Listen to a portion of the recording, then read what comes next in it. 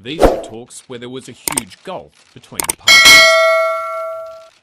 Russia is demanding the security alliance NATO does not expand eastwards.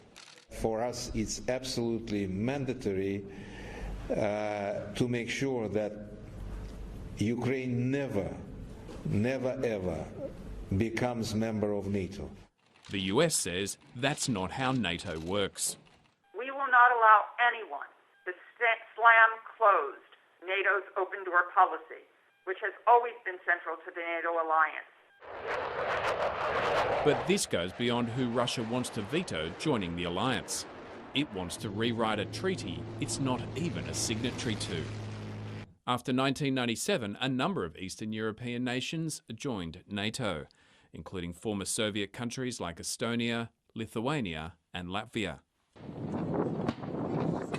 Now President Putin wants to turn back the clock and ensure NATO troops and weapons are only allowed in the countries which were part of the alliance before 1997.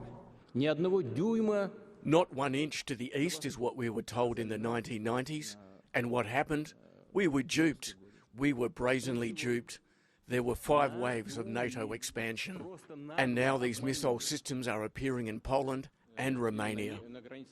Poland and the Baltic states believe Russia is trying to re-establish a sphere of influence in their countries. As the talks in Geneva got underway, protesters in Kiev called for a Ukrainian seat at the table. Concerned their neighbour is about to invade, with tens of thousands of Russian troops massed on their border.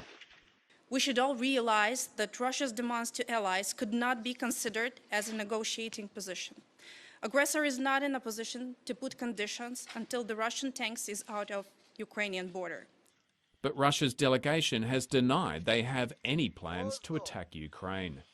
This is not the case because we have no intention to invade Ukraine. On Wednesday, Russian officials will meet with NATO.